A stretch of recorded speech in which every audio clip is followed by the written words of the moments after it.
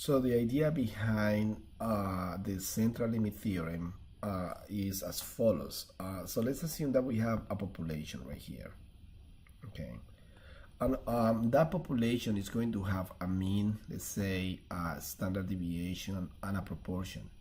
These values that come out of the whole population are called parameters. And the thing about these values is that sometimes they're hard to calculate because the populations can be so large. So this is the mean. So let's assume that I take a sample from the population of a given site, let's say size n, let's say site 5, 10, 30. So I take a sample from the population. This is a data set, a subset of this population. This sample also has a mean. It also has a standard deviation. It will have some kind of proportions, whatever proportions were calculated.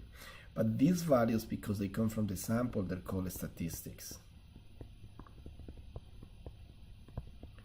And then our whole idea in the central limit theorem is to see how these values coming from the sample can be used to estimate these parameters of the population. In other words, there is a mathematical connection between the samples of a data set, subsets of a data set, and the values for the whole population, in this case the parameters. And that connection is what we want to understand clearly. All right, so let's begin by taking a data set, for example, like let's say 1, 2, 3, 4, 5. Let's take this data set, right? The first 5 numbers. And obviously the mean of this data set, we can calculate it easily, is 3, 6, 10, 15 divided by 5 is 3. So the mean of this population is 3. But what we want to do is try to find out what that mean is, or estimate that mean by taking samples of this population of a smaller size to see that it works. So we're going to take samples of size 2 from the population, all right, from these numbers. And let's take, just for this example, wheel replacement. Like for example, 1,1 is a possible samples from this population of size 2. All right. I'm going to put this in Excel just to do this a little bit faster. So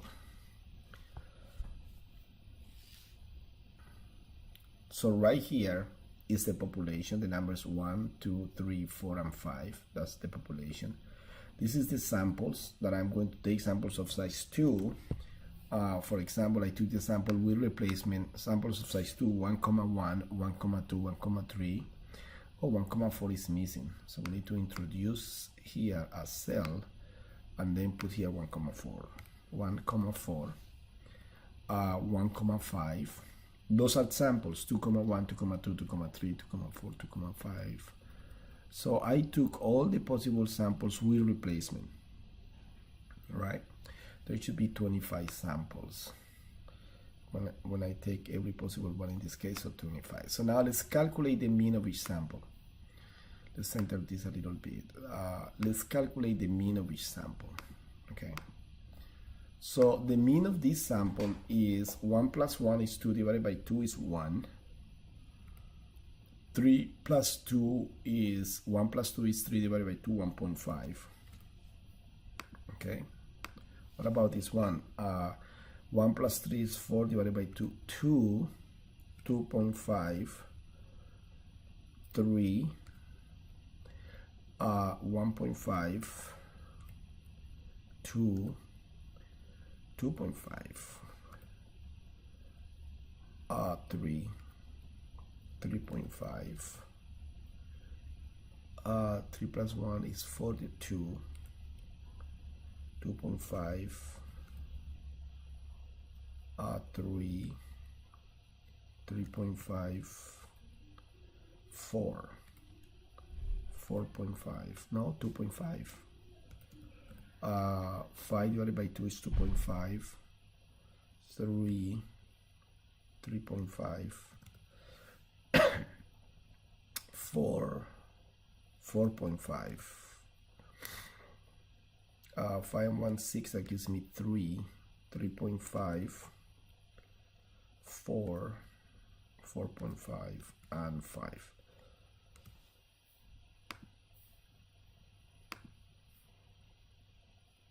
So what I did is I calculated the mean of each of the samples.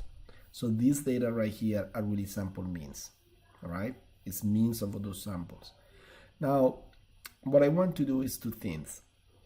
I want to do the histogram of this data, and also I want to calculate the mean of the sample means, all right? And I want to calculate also the standard deviation of the sample means. So let me put that data right here. So mean of sample means, all right? So to do that fast, all I have to do is highlight all the cells that has the data and gives me 3. And that is actually the mean of the population, you remember? So the mean of the sample mean is 3. I will calculate the standard deviation in a minute, the standard deviation of the sample means, all right? Let's write it here, standard deviation of diff of, let me write this correct, standard diff of sample means. And in that case, I can also do this. This is actually a whole population, so I can put an equal sign. That's how you do it in Excel. What you want to do is insert a function, a formula.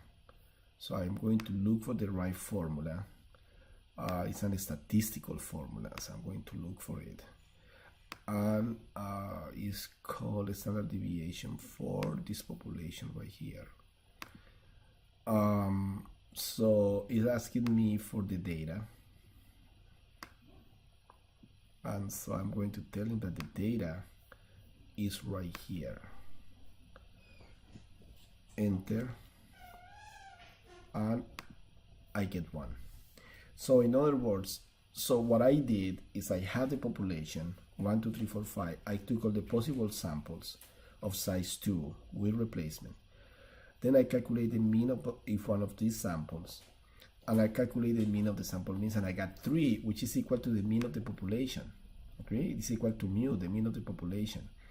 And I calculate the standard deviation of the sample means, and I get 1.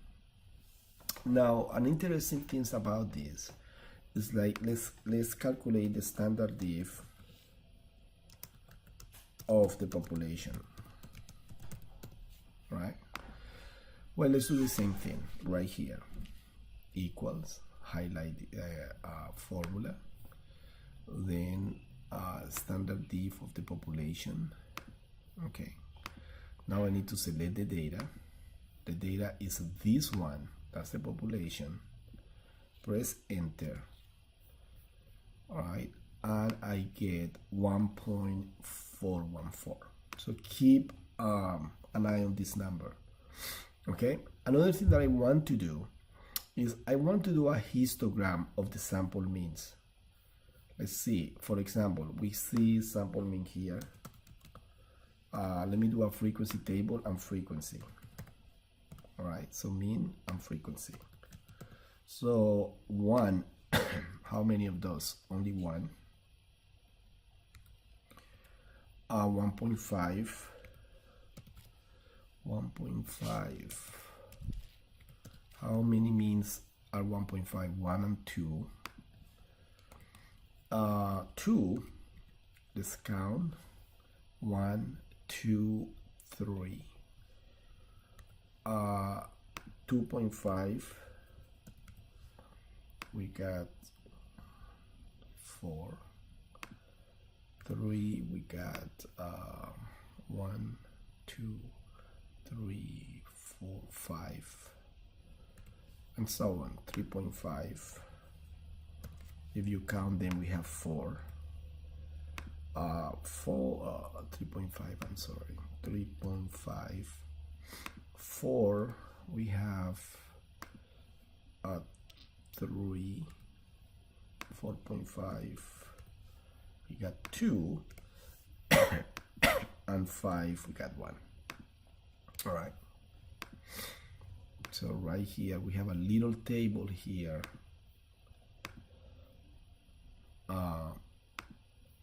with the frequency of sample means. We can actually highlight this data and ask Excel to give me a recommended graph. So let's do that. All right. So this is a recommended graph of those of the sample means. All right. So this graph is very interesting in this sense. If you notice, this graph is actually normally distributed. I'm sorry. This graph is actually normally distributed. You can actually get a normal distribution right here. Oh, let me remove this. So this graph is normally distributed. And that is true. The sample means are going to be normally distributed. Look what is in the middle of this graph, 3, which is the mean of the population. And actually, we can calculate the standard deviation. Well, we know what is the standard deviation in this distribution, which is 1. All right? So let me get this graph right here and copy it in my lecture, how you call that? So this is what we did. We have this data set 1, 2, 3, 4, and 5. We took every possible sample of size 2. All right, n equal to 2. We calculated the sample mean for each one of these samples. And then we did a distribution. And then we find out that this distribution is normally distributed, the distribution of sample means, with a mean equal to the mean of the population. Right? And a standard deviation, let's call it like this, the standard deviation for this distribution of sample means. A standard deviation which is equal to, we got 1. But if you notice, if you take the standard deviation of the population, which was given to us as 1.414,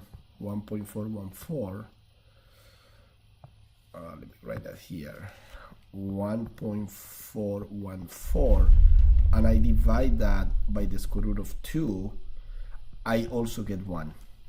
All right? So, in other words, the standard deviation of the sampling distribution, or the distribution of sample means, is equal to the standard deviation of the population divided by the square root of the sample size. And that's the idea of the central limit theorem. Central limit theorem says that as you take samples of the same size, the larger the sample, the better, the faster you get to a normal distribution. But as you take samples of the same size of a population, and you calculate the sample means, then eventually those sample means are going to be normally distributed with a mean equal to the mean of the population and a standard deviation, which is the standard deviation of the population divided by the square root of n. So that's why we calculated right here in our Excel file, calculated the standard deviation of the population. We got 1.14. If we take that standard deviation of the population, which is 1.14, and we divide it by the square root of the sample size, which is 2, all right, we're going to get a 1. You see, we get the same 1 right here. So that's the relationship between the standard deviation of the sample means and the standard deviation of the population. So again, let's look at these relations again, all right? Okay. Let's look at the relationships again and how we're going to use them. So for now, of this app. So for now, this is what we have. Again, we have the population, and this population, we have a mean and we have a standard deviation. If we take samples from this population, right, we could calculate the mean of the samples. Can calculate the mean of these samples and we have a data set, which is a data set of sample means. Now, if we take this data set and we do a density function for those sample means, we get what is called a sampling distribution, which is a distribution for sample means. When this sampling distribution happens to be normally distributed, as we saw, with a mean equal to the mean of the populations where the samples came from, and a standard deviation which is equal to the standard deviation of the population divided by the square root of the sample size. So this is a mathematical truth. It will always happen if you take all the samples. You don't have to take all the samples, but if you were to take all the samples, this is always true. So that is the connection between the sample means and the population parameters. That sample means eventually are normally distributed with a mean equal to the mean of the population, and this is standard deviation. All right? How we can use this, we're going to do examples of how we can use this, but this distribution right here is the sampling distribution for sample means. The only difference is that the standard deviation has this rule, but basically is a normal distribution with a mean and a standard deviation. Okay, so that's the idea of the central limit theorem. How can we use this? Let's do some examples, and so we're going to be able to tell the difference of how we use this. So let's do two problems right here. So let's assume that we have that population of male weights, which we already know is normally distributed with a mean equal to 190 and a standard deviation equal 30. All right. I'm writing with this tablet, and sometimes it's not that simple. 190 and the standard deviation of 30. Okay. So the question is, what is the probability that if we select one male at random, his weight is greater than, let's say, 225, right? So in this problem, we're asking the probability if we select one individual at random, one male. All right. Now, right here, we're going to say the same thing. We have the same population, but we're going to ask the question is, if we take 36 individuals, so this is a sample,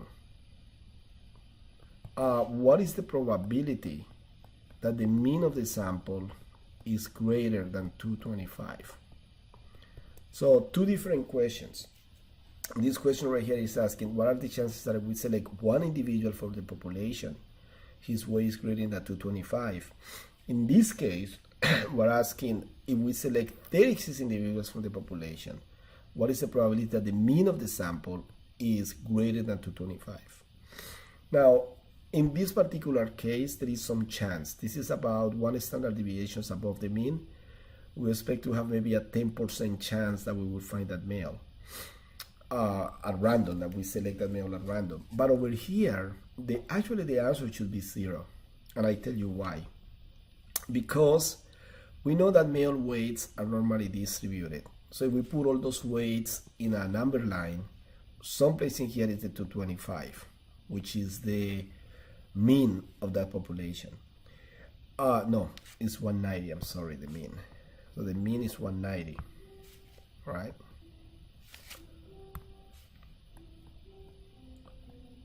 So the mean is 190. Now, how can we get a sample where the mean of the sample is going to be 225? Well, we will have to get males around 225, agree? We have to get the 30-something males, that with the 36 males, all of them around 225. That is impossible, because if this data is normally distributed by selecting at random, we're going to get values to the right and to the left, especially the sample size that is larger, to the left or to the right. In fact, at the means of the samples, they start centralizing themselves towards the mean of the population. That's what the central limit theorem says. So it is almost impossible that at random you're going to find a sample with an average of 225. All right. So, but let's actually do the do the problems now. So let me erase this. So this question, we have done it before. This one right here, we know that we have a normal distribution. We know that the mean is 190. We know that the standard deviation is 30. Right here, we want to find out what percentage of the population will be above 25 pounds.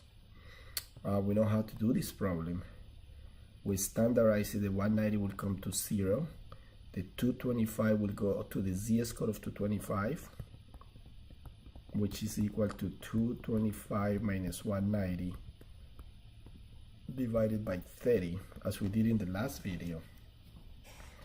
So 225 minus 190 divided by 30 is equal to 1.17. 1.17, all right? 1.17. So remember, if we look at the positive table, we are going to get is this area. We're going to get is the percentage of values that will have a z-score of less than 1.17. So let's go to the table. In the positive, I am so sorry, I'm just not feeling well. So in the positive table, 1.17, oh no, it's right here, 1.10, 1, 2, 3, 4, 5, 6, 7. So we got 8790, all right?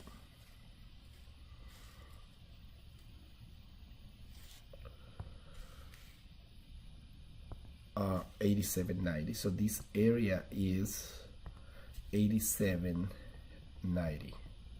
About 88%. So what is this area, which is the area that we want? That will be 1 minus 0.8790, which is equal to 0.121, 12%. All right. So the chances are 0.121 or 12%.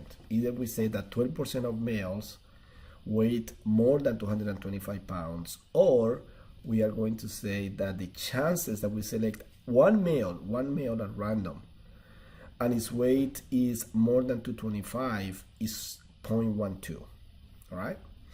Now let's look at this problem. Why is this problem different? Because we're asking here for the mean of a sample mean. Well, what do we know about sample means? In this particular case, we're telling us that the population is, so again, what do we know about sample means? We know that sample means are normally distributed. So we know that sample means right here, sample means are normally distributed. What are the properties of this distribution of sample means, this sampling distribution? Well, they have a mean that is equal to the mean of the population they came from. This sample came from this population that has a mean of 190. So this is the same thing. So the mean of this standard distribution, of this normal distribution, is 190. The standard deviation is a little bit strange, so we use a different symbol. Is the standard deviation of the population where the sample came from, which is 30, divided by the square root of, 36. Oh, divided by the square root of the sample size, I'm sorry, which is 36. All right, that's what the central theorem says, that the standard deviation of the sampling distribution is the standard deviation of the population divided by the square root of n. That's what I did the Excel data. So this is equal to the square root of 36 is 6, 30 divided by 6 is 5. All right, you see it has a smaller variation. Agree? What this is telling you is that the sample means are closer to each other, much more closer to each other than the population data values. All right, so we reduce the standard deviation to only 5, and that's why now this 225, which is the expected value for the sample mean, that's the boundary right here, and we want to find this area, is really far from 190.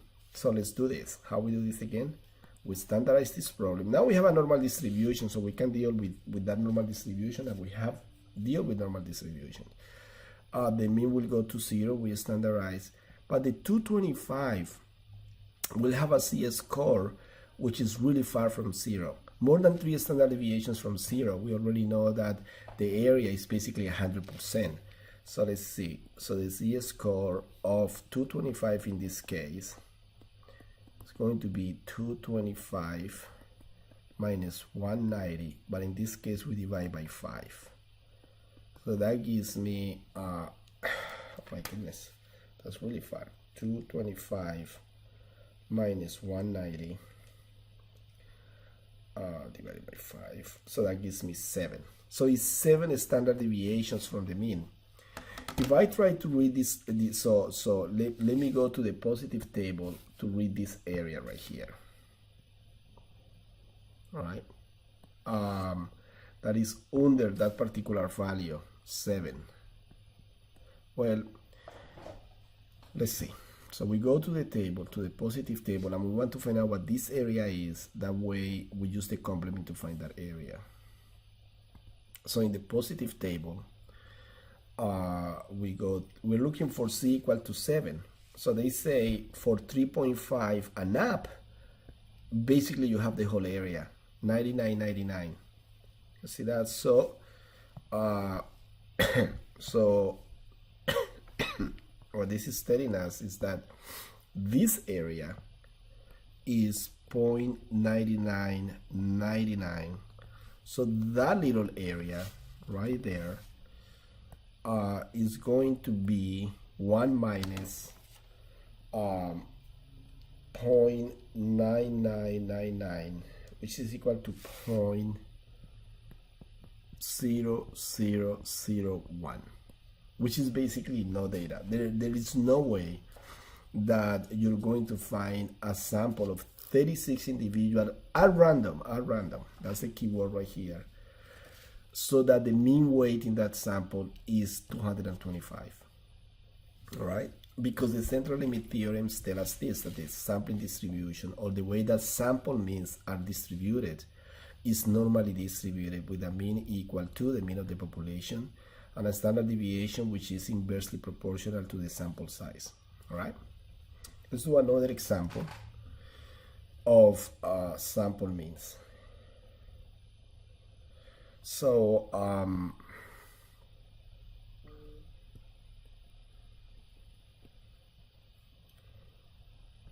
right. So let's assume that I read that the duration of a pregnancy is normally distributed with a mean equal to 269 days, give or take 15 days. The variation, the standard deviation is 15 days. This is the mean and this is the standard deviation, and this is a population. The population in this case is the duration of a pregnancy. All right. Now, if we select a sample of, let's say, 49 females, 49 subjects, let's say, what is the probability that the mean of the sample is between, let's say, 260 and 280 days? All right, so let's look at this problem right here. So what we're saying right here is that we have a population that is the duration of pregnancies. So this will have times like 269, 280, 270, and so on. That is the population. All right. If we were to take a sample from this population of 36 pregnancies, 49 in this case. So we want to know what is the probability that the mean of the sample, the mean duration in the sample, falls between these two numbers. Okay, so what do we know about sample means again? Sample means are normally distributed with a mean equal to the mean of the population. What is the mean of the population? 269 and a standard deviation which is equal to 15. All right, and we want to know what percentage of samples, what percentage of pregnancies in this case, durations, fall between 260 days and 280 days. And we want to know this percentage of the data, which of course we know is durations of pregnancies.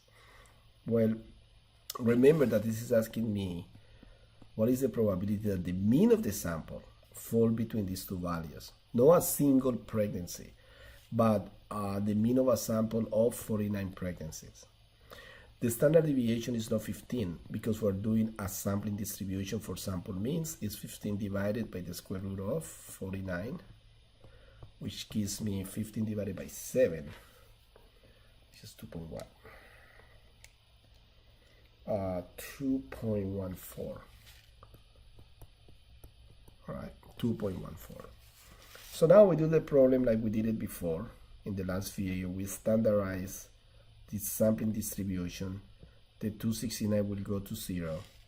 The 280, the data value, will go to the z-score of 280, which is 280 minus 269 divided by 2.14.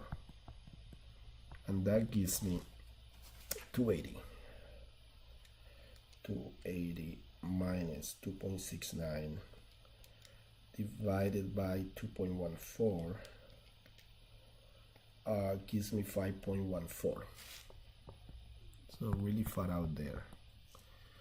The other one, the z-score, so this is 5.14. The z-score of 260, which is going to be negative, is going to be 260 minus 269 divided by 2.14. 260 minus 269 equals divided by 2.14 is equal to 4.20. Okay, so basically what this is saying is that we have 4.2 negative.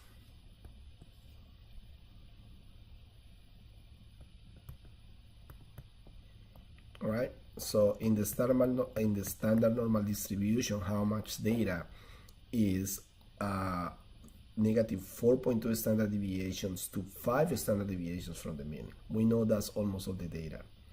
We can actually do this, but if you read the data, if you read the positive table at 5.99, we already know that after 3.5, we say that this is 0.999. Agree? And then this right here, the data below negative 4.1 in the negative table is going to be 0.0001. And so the difference, just check those numbers. See, you see, if the z value is 3.5 and up, you have 0.9999% of the data. In the negative table, it's going to say the same thing. If the data value is the negative table,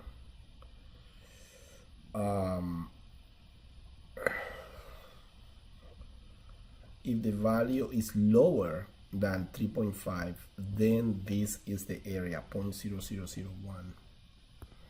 And so the difference between those two values is 0.9998. Right? So almost all pregnancies are going to fall between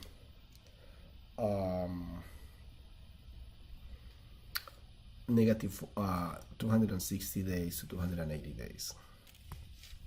All right, so I'm sorry, this number is 0.9989, which is basically 100% of pregnancies. All right, let's do another example of the standard normal distribution, of the sampling distribution for sample means.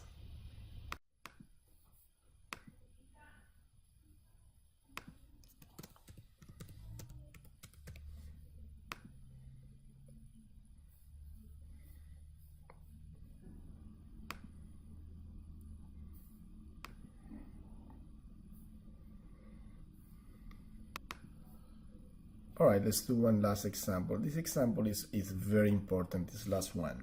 So let's assume that some tutoring service, say some tutoring service claims that if you join their their program, or that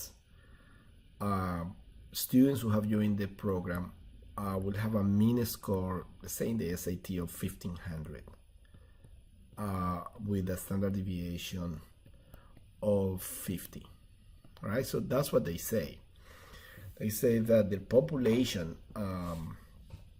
of the people who actually took the tutoring service or the tutoring lessons scored an average of 1500 in a test, give or take 50 points.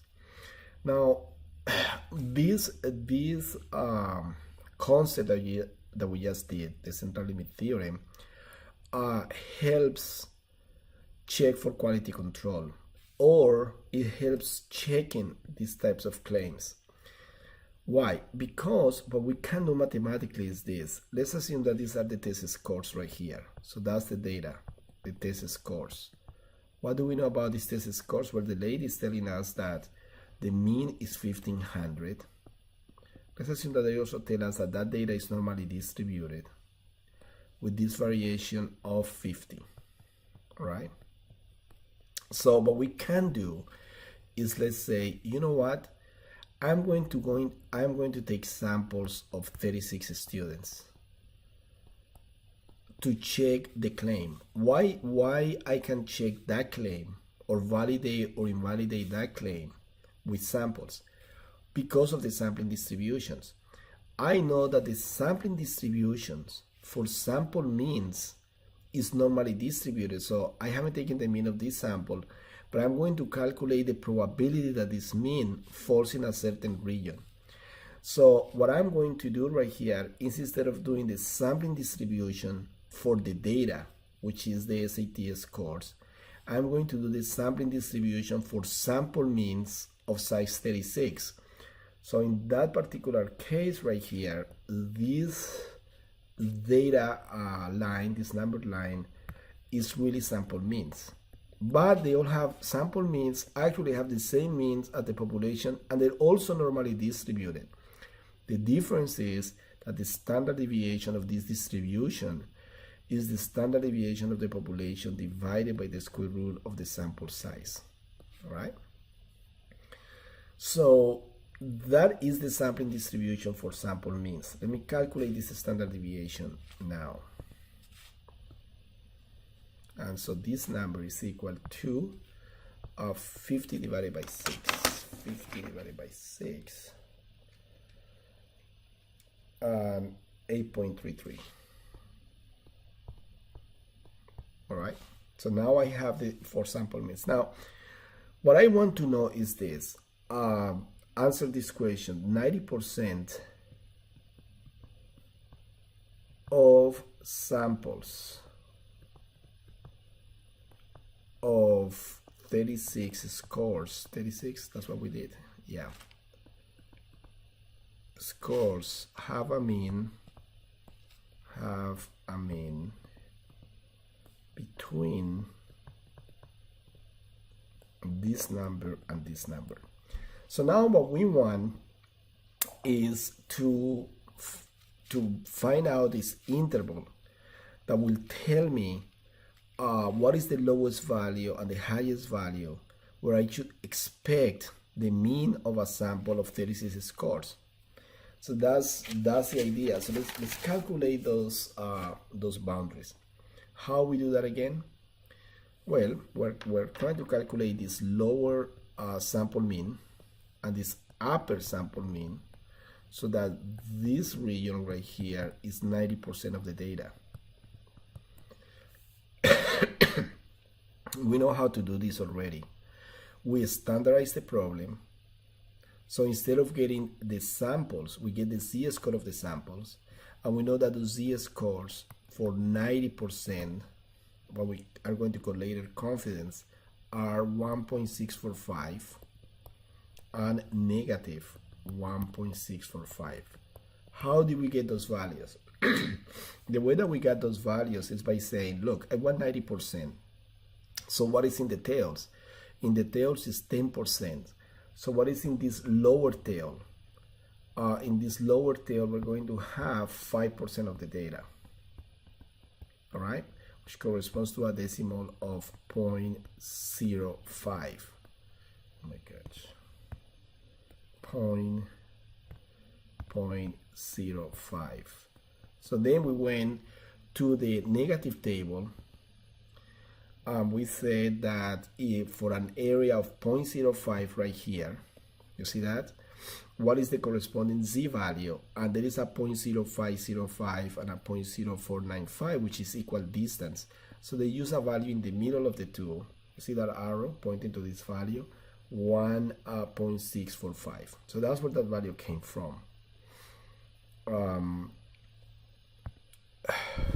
so that's the 1.645, negative 1.645. And usually that's how you find those values. So how you find the x values, the sample means? Well, we know that the upper value is going to be the mean of the population plus the z-score times the standard deviation. In this case is like this, standard deviation of the sampling distribution.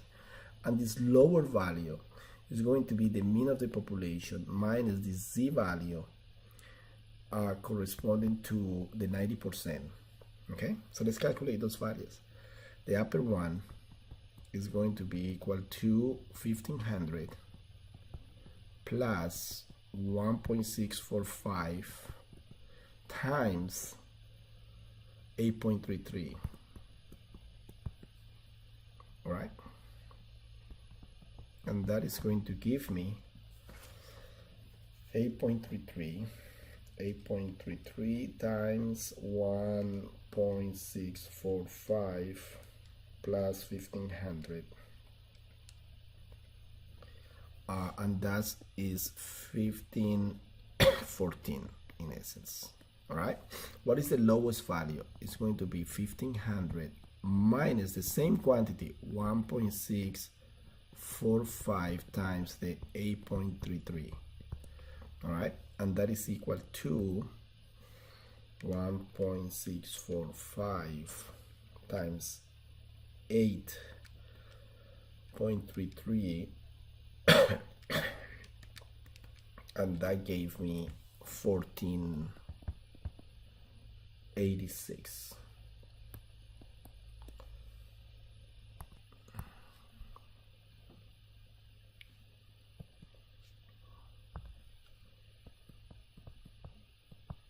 All right, so this is what we're saying right here.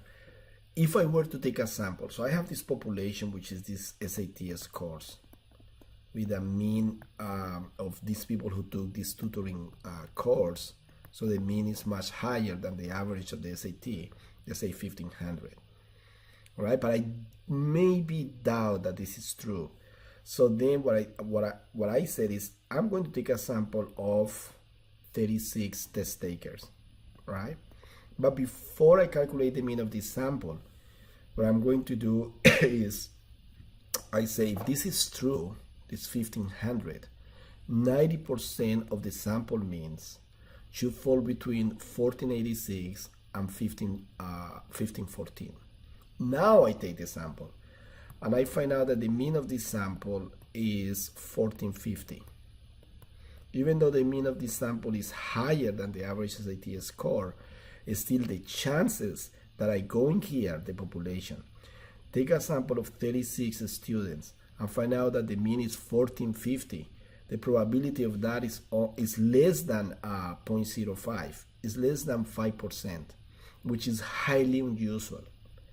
So we're saying that why did I get a sample? The first time I took a sample, I get a sample which is highly unusual. So instead of saying that my sample was not done correctly, and I know I did it correctly because I took it at random, I'm going to probably say that is your claim, the one that is a little bit overstated. All right, so that's how we do quality control. We take the claim, we create a sampling distribution for the claim, we decide on checking that claim against a sample. We decide of the sample size and we create the interval.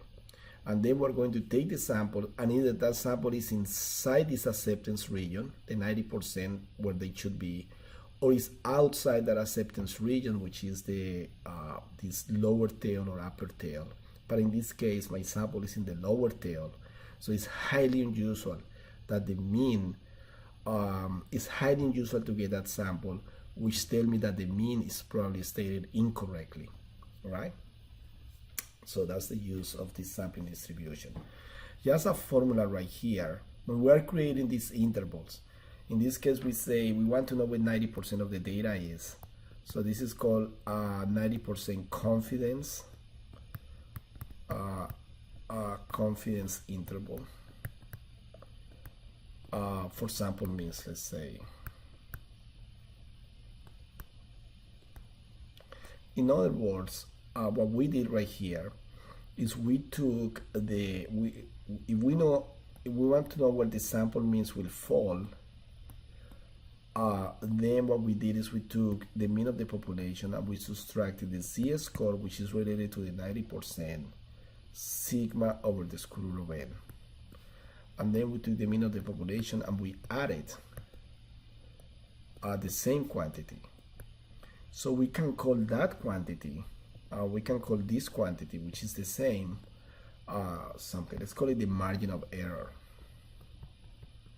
And the symbol E, which is sigma z sigma square root of n. That we call the margin of error. That simplifies the calculations. And then we're going to say that the sample mean will fall between the mean minus E, the mean plus E.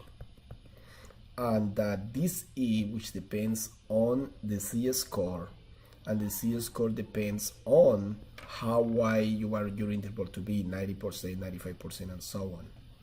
But this right here is a concept that we're going to expand. But at this point, that's how we calculate an interval that will contain 90%, 95%, 99% of the sample means. All right? All right, thank you.